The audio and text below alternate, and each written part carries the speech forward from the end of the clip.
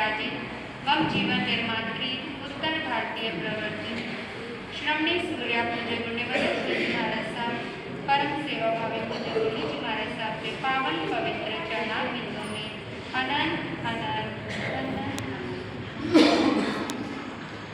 आज का ये पावन दिवस होली चातुर्मास के रूप में हम सभी के समक्ष उपस्थित हुआ है। होली का पर्व यूं तो लोकोत्तर लौकिक पर्व कहा जाता है, लेकिन ये पर्व लौकिक होने के साथ साथ लोकोत्तर यानी आध्यात्मिक पर्व भी है। अभी आप सभी आध्यात्मिक होली के विषय में भी श्रवण कर रहे थे। समय का अभाव है, कुछ क्षणों के लिए हम केवल होली के दिन पर जो जो क्रियाएं करते हैं आध्यात्मिक रूप से कैसे हम उससे प्रेरणा लेकर अपने जीवन में स्वीकार कर सकते हैं, उसके विषय में हम जानने का प्रयास करेंगे। होली के दिन आप सभी क्या करते हैं? अभी तक तो हमारी चर्चा जो चल रही थी, यहाँ पश्चिम बिहार में हमें कर्म रूपी होलिका का दहन करना है। स्वाध्याय के द्वारा, तप के द्वारा, संयम के द्वारा, प्रतिक्रमण के द्वारा हमने कल चातुर्मासिक प्रतिक्रमण किया, लेकिन वर्तमान में आज का दिन लोग रंग गुलाल होली पर खेलते हैं।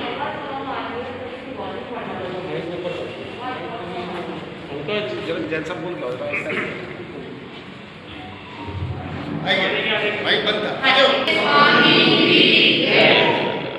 होली के इस पर्व पर हम कुछ क्रियाएं करते हैं, जैसे कि होली का दहन, रंगों से खेलना, मिठाइयां बांटना और एक दूसरे से परस्पर मिलना।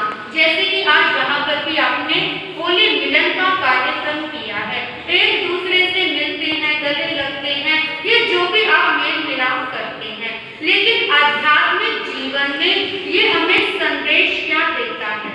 सबसे पहले हम एक दूसरे से मिलते हैं, लेकिन आप ईमानदारी से बताना, सच्चाई से बताना, होली के पूर्व दिवस यानी होली चातुर्मास के दिन हमने सायंकाल क्या किया? प्रतिक्रमण किया, और प्रतिक्रमण के पश्चात चातुर्मासिक पाक्षिक संबंधी एक दूसरे से क्षमा याचना की, खमत भावना की। लेकिन वो खमत भावना हमने की किससे? हम एक दूसरे से गले मिलते हैं, लेकिन मिलते किससे हैं? प्रभु का सूत्र है, हाँ मैंने सव्वे जीवा हमंतु में मिट्टी में सब भुवेसु प्रेरक मध्यम न कहने। यानी कि संसार के सभी जीव, सभी प्राणी, सभी सत्व, सभी भूत मेरे क्या है? मित्र हैं। मेरी किसी से शत्रुता नहीं, मेरा किसी से वैर नहीं, लेकिन विडंबना क्या है कि हम जो मित्र हैं उन्हें तो मित्र मान लेते हैं, लेकिन बाकी जिनसे शत्रुता है क्या उनसे हम मिच्छामि दुक्कडम करते हैं? नहीं कर पाते।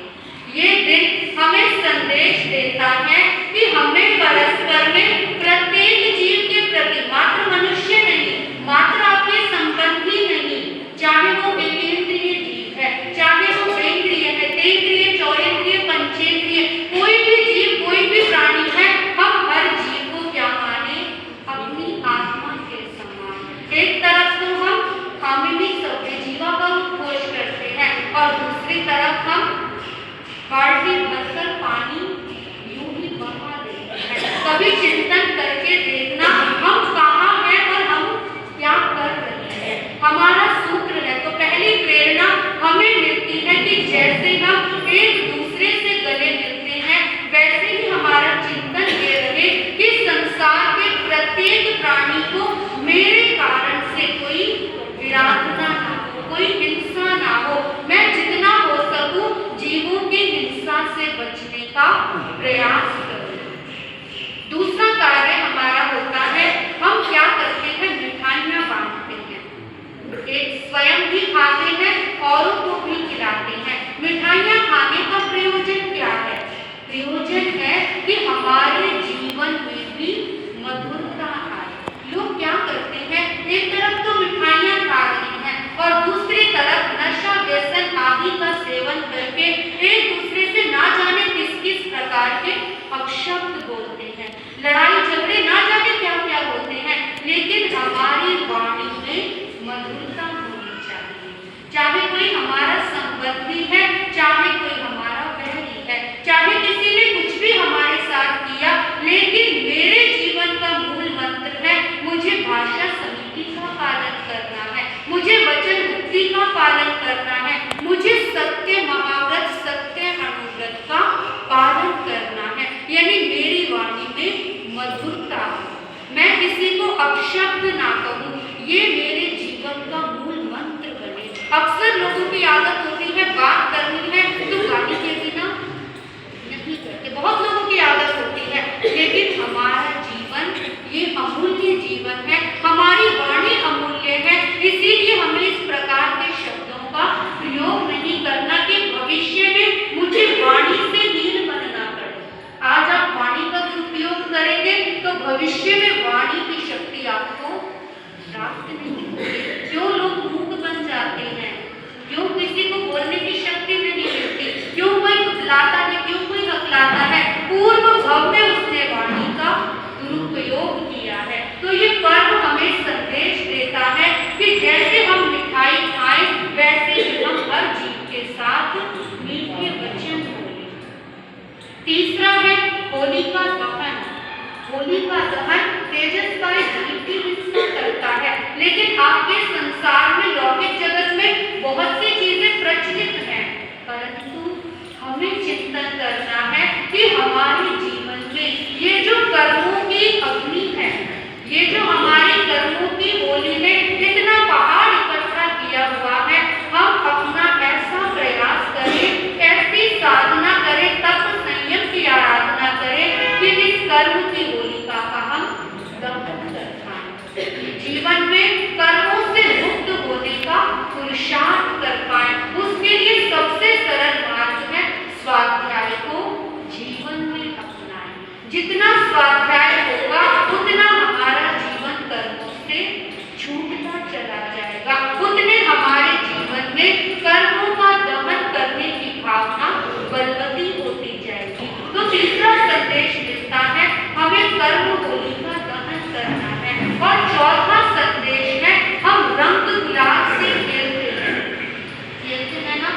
लोग तो जानते हैं होली को रंगों से है, लेकिन हमें कौन से रंग से खेलना है, हमें किस रंग को जीवन में अपनाना है। हमारे धर्म में, हमारे शास्त्रों में भी रंग आए हैं। कौन से रंग है? 5 परमेष्ठी के रंग। क्या हमने कभी सोचा कि मैं भी पंच परमेष्ठी के रंग में रंग जाऊं? पंच परमेष्ठी का पहला श्वेत रंग मुझे शिक्षा देता है, हमें प्रेरणा देता है कि कषायों की कालिमा से अपनी आत्मा को मैं शुक्र की ओर लेकर जाऊं। मेरी आत्मा श्वेत हो, उज्जवल हो। मुझे यदि सफेद रंग का प्रयोग करना है तो जीवन में कषायों से मुक्त होकर श्वेत यानी शुक्ल दिशा की ओर मुझे आगे बढ़ना है। यदि मुझे लाल रंग का प्रयोग करना है, नमो सिद्धाणम, सिद्ध परमात्मा का लाल रंग। लाल रंग क्या संदेश देता है हमें? सिद्ध परमात्मा जिन्होंने अपने जन्म और मरण का अंत करके सिद्ध दशा को प्राप्त कर लिया, मैं भी अपने जीवन में लक्ष्य बनाऊं, एक अपना साध्य बनाऊं कि मुझे लाल रंग से खेलना है। तो सिद्ध परमात्मा के पद का मुझे पद का अनुसरण करना है, मुझे भी जीवन में सिद्धत्व को प्रगटाना है। पीला रंग आचार्य भगवंतों का। आचार्य कौन होते हैं? जो अनुशासन रखते हैं, जो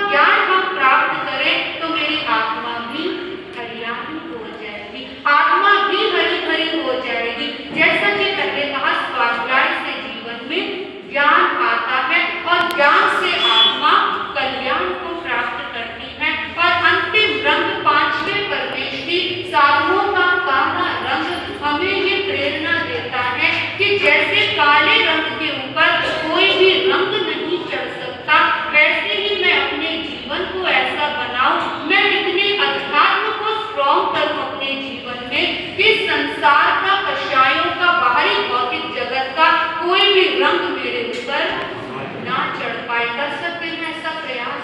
यदि रंगों से खेलना है तो ऐसे इन रंगों को हमें अपने जीवन में अपनाना है। तो ये होली चातुर्मास का अवसर, होली का पावन पर्व हमें संदेश दे रहा है। हम भी अपने जीवन में, अपनी यात्रा में आगे बढ़े, अध्यात्म पथ पर आगे बढ़े और अपने